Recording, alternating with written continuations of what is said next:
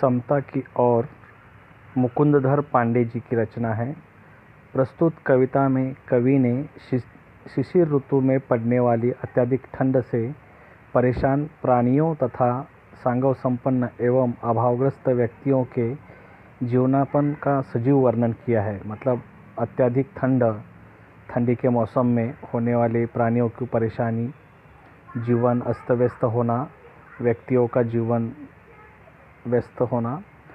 अंत में कवि का कहना है कि धनवान और निर्धन दोनों भाई भाई हैं, इसलिए धनी वर्ग के लोगों को अपने दीन दरिद्री भाइयों की भलाई के लिए प्रयास करना चाहिए।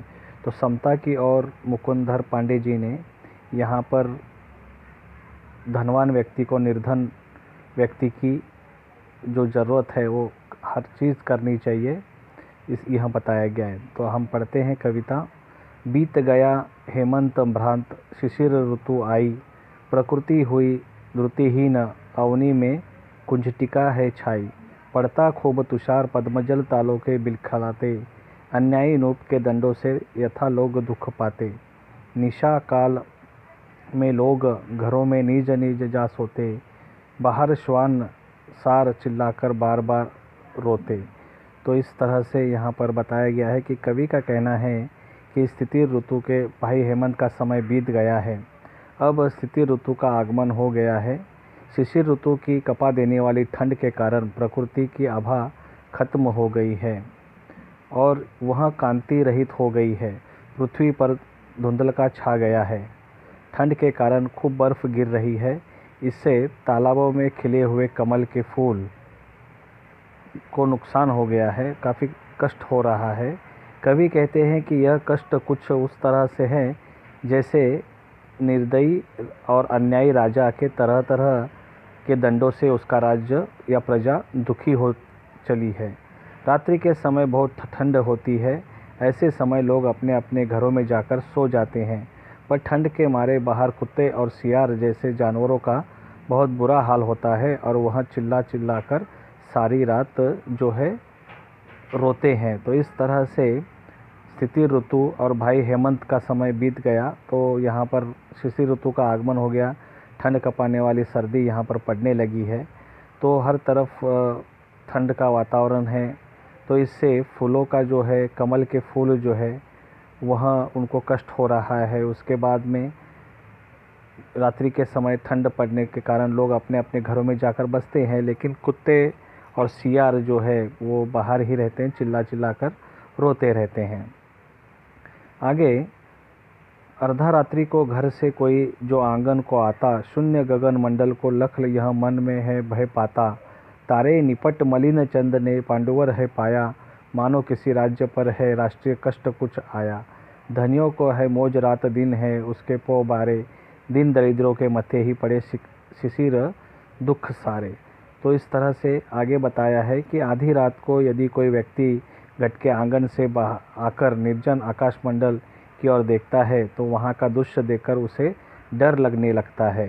ठंडक भरे इस मौसम में आकाश के तारे भी धुंधले दिखाई देते हैं और चंद्रमा का रंग पीलापन लिए हुए सफ़ेद हो गया है। उन्हें देखकर ऐसा लगता है जैसे किसी राज्य पर कोई बड़ा सा संकट आ चुका है। कवि का कहना है कि स्थिति ऋतु की कष्टदायी ठंड से धनी वर्ग यानी जो पैसे वाले धनवान लोग होते हैं, उन व्यक्तियों को आनंद ही आनंद आता है, पर वे रात दिन मौज मजा करते हैं और प्रसन्न होते हैं। लेकिन गरीबों और दरिद्रों के लिए स्थिति ऋतु ठंड में दुख ही दुख लाते हैं। धनियों की है मौज रात दिन है उसके पो बारे, दिन दरिद्रों के मथे ही पड़े स्थिति दुख सारे। मतलब जो धनवान लोग होते हैं, जिनका घर होता है, वे घर में तो आराम से रह सकते हैं, लेकिन ये उनकी बात है। दिन दरिद्र यानी जो गरीब लोग हैं, उनको ये ठंड का मौसम जो है काफ़ी कष्टदायक होता है, क्योंकि वे उनका घर ठीक से नहीं होता है, जंगल में रहना, उनको ये जो ऋतु है ये काफ़ी दुख पहुंचाता है। धनिक वर्ग के लोग हलवा पूड़ी या और ताज़ा मलाई खाते हैं और ठंडक का आनंद लेते हैं, लेकिन गरीबों और दरिद्रों को सूखी रोटी और सब्जी भी नसीब नहीं होती है। तो इस तरह से उनको उपवास करना पड़ता है। तो ये परेशानी जो है यहाँ पर एक धनवान तो है मज़े लेता है और गरीबों को काफ़ी कष्ट सहन बर्दाश्त करना पड़ता है। वे खाते हैं हलवा पूड़ी दूध मलाई ताज़ी, इन्हें नहीं मिलती पर सूखी रोटी और न भाजी। वे सुख से रंगीन कीमती ओढ़े शाल दुशाले, पर इनके कपित बदनों पर गिरते हैं नित पाले। वे है सुख साधन से पूरित सुधर घरों में वासी, इनके टूटे फूटे घर में छाई सदा उदासी। तो यहाँ पे विषमता का वर्णन किया गया है, जैसे धनवान और गरीब व्यक्ति। तो हमें समता की ओर, समानता की ओर जाना चाहिए, ऐसी लेखक की उम्मीद है। धनिक वर्ग के लोगों पर ठंड का कोई असर नहीं होता है। वे रंगीन और मूल्यवान शाल जो है दुशाले ओढ़ते हैं और उन पर जाड़े का तनिक भी ठंडी का असर नहीं होता। मगर ऐसे समय गरीबों की बड़ी बुरी हालत होती है, उन्हें कांपते हुए दिन काटने पड़ते हैं और ऊपर से उन्हें ओस और पाले का भी सामना करना पड़ता है। धनिक वर्ग के पास सुख के तरह तरह के साधन होते हैं और वे सुंदर सुंदर घरों में रहते हैं। दूसरी ओर गरीबों और दरिद्रों के घर टूटे हुए झुग्गी झोपड़ी वाले होते हैं और किसी तरह से वे कोई सुविधा नहीं होती, वहाँ सदा उदासी का माहौल होता है। तो इस तरह से जो धनवान हैं, जिनके पास घर हैं, वो तो घर में रहकर हलवा पूड़ी दही मलाई से ये खाते हैं और मज़े से ठंडी के मौसम का आनंद लेते हैं। और दूसरी तरफ अगर हम देखेंगे, गरीबों का बुरा हाल होता है, इनको रोटी भी नसीब नहीं होती है और उनको ओढ़ने के लिए कपड़े भी ठीक से नहीं होते हैं, तो शाल दुशाले तो उनके पास होते नहीं हैं। तो इस तरह से और धनवान व्यक्ति के पास सारे साधन सामग्री होती है, वो अपने घर में वास करते हैं, लेकिन जिनके टूटी फूटी झोपड़ी होती है, वो हमेशा उनके मन में उदासी छाई हुई रहती है। तो यह विषमता का वर्णन किया गया है। आगे, पहले हमें उदर की चिंता थी न कदापि सताती, माता सम थी प्रकृति हमारी पालन करती जाती। हमको भाई का करना उपकार नहीं क्या होगा, भाई पर भाई का कुछ अधिकार नहीं क्या होगा। तो कवि कहना चाहते हैं कि पहले सब लोग प्रकृति पर निर्भर रहते थे, डिपेंड्स रहते थे। किसी को पेट भरने यानी क्षुधा पुक्ति की कोई चिंता की आवश्यकता नहीं थी, प्रकृति से सारी आवश्यकताएं पूरी हो जाती थी। वह माता पिता की तरह अपना पालन पोषण करते आती है या किया करती थी।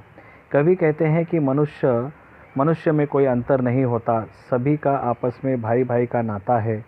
एक भाई को दूसरे भाई पर कुछ न कुछ तो अधिकार होता है, इसलिए हमारे मन में एक दूसरे का उपकार करने की भावना होनी चाहिए। तो इस तरह से मुकुंदर पांडे जी ने समता की ओर, मतलब विषमता नष्ट होनी चाहिए, ऊंच नीच की जो दूरी है, अमीर धनवान और गरीबों की जो विषमता छाई हुई है समाज में, वो दूर होनी चाहिए।